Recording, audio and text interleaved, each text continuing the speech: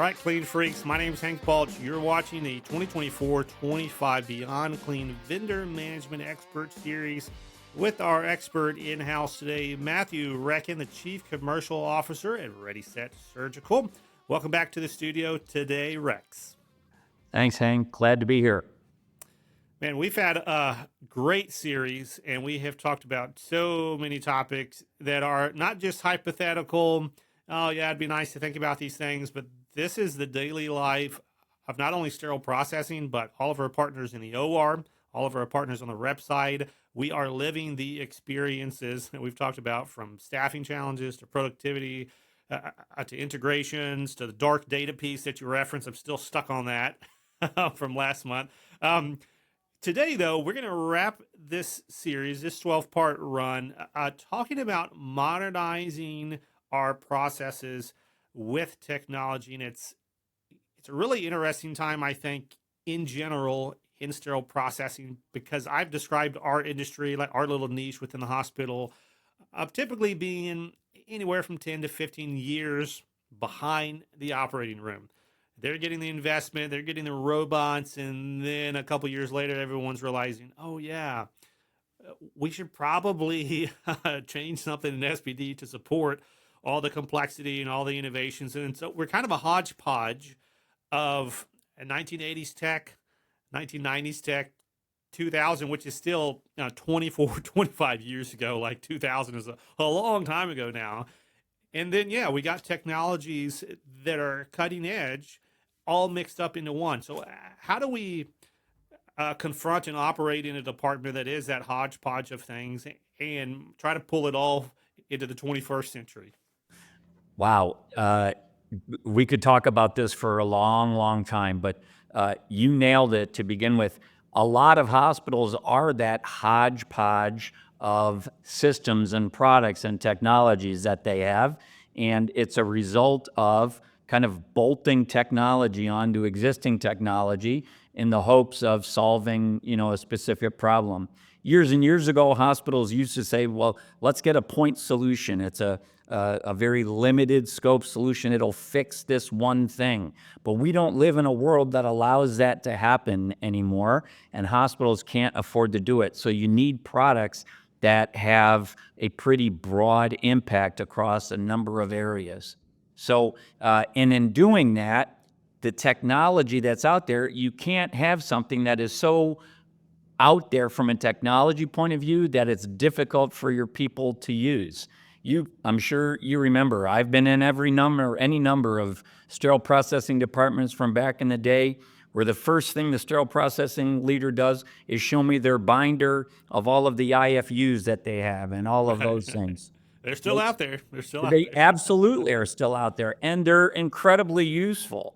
What we try to do at ReadySet is provide the power of all of that information at a push of a button. So, we say all the time, we want a product that is light in IT architecture. And what does that mean? It means we want something that's super simple to use, that anyone is able to learn in 10 to 15 minutes. If you can't learn how to use it in 10 to 15 minutes, you're not keeping up with these growths in surgical volume.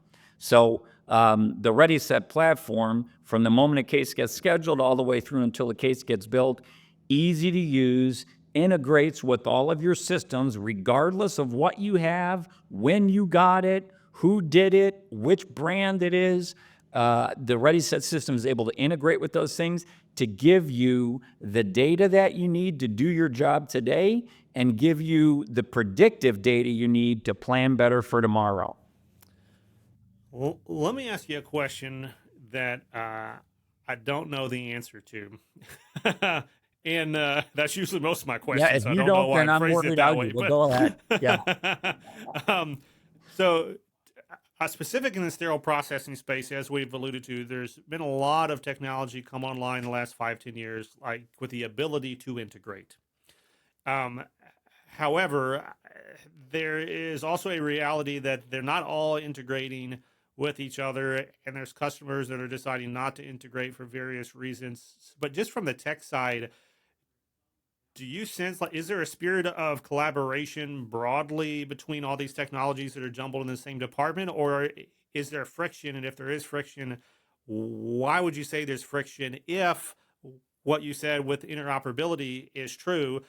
The future is all these systems that talk to each other, and Yeah. like, where's the Boy, breakdown? So yeah, talk me through great that. question. Great question. So, it's no secret. We live in a cloud-based world these days.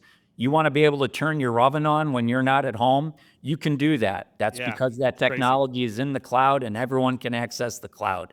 Yeah. Taking that very simple example to our world, everyone wants to integrate with the hospital's EHR and ERP and all those things, which is great if you're able to do that. However, if one of those systems that you've integrated with an EHR can't talk to another system that you've integrated to the same EHR, you really haven't solved any problems. So it's unfortunate. There are some providers out there that want to have a closed system, and they're living back in the 80s and the 90s of actually charging people to want to like charging a hospital for wanting to integrate it. It doesn't make a lot of sense. And people can do whatever they wish. I'm not criticizing it. I'm just saying, in the world of today and technology where everyone wants easier access, we need to do a better job of creating that across all of the systems we use in a hospital. Most are using kind of that open architecture philosophy, because if it helps one system and it can help three more, that's a win for the patient and for the hospital. Yeah, that conversation, I mean, even as we sit here and look at it, from the sterile processing manager, the director, even the perioperative manager, director, VP, your clinical responsibilities, but now you also kind of have an IT responsibility, like around strategy to say, hey, am I purchasing technologies that are going to play nice together? They're going to play well together. That's going to give me the data that I want for the long term, and is going to reduce the friction and not add to the friction. But then also, to your other point, can my people and will my people even use this thing? Is it like straightforward? Are they going to click through? And if not, I mean, you're in a pickle. No matter how powerful the program is or how many promises, everything else, if your people don't use it, it ain't a good investment. And if they're not talking to each other, to your point, it's not going to be a good long-term solution Yeah, there. So, I yeah, would. No SPD manager wants to be a referee. We have enough to do. So I always start there. But the other thing I always tell people is call other people that have used the system and ask them, does everyone use it, or does only half your team use it? Because if it's not accessible and usable by everybody, you haven't solved anything. right. All right. Well, I'm going to have to think some more about that concept, like how we We'll do train more. leaders Yeah, out there to think about this architecture piece. I think it's really, really critical. I'm going to add it to my dark data homework here to excellent. evaluate. But Rex, terrific episode today. Great 12-part series. I know you have hopefully sparked. I know you sparked for me, but sparked all kinds of different insights and perspectives. That this issue is not just about getting loaners in and getting them through the process. There's much bigger trends at play. There's much bigger potential to improve not only your process but scale these solutions across the industry. So, yeah, thank you for all the work that you and your team are putting in. Thank you for sharing your insight in this series. Thanks, Hank. We love this whole thing, and we love Beyond Clean. Thanks so much.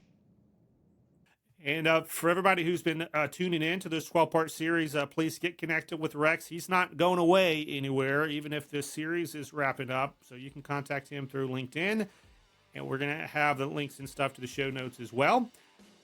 And until we talk to you again here at Beyond Clean, like we remind you each and every week, keep fighting 30.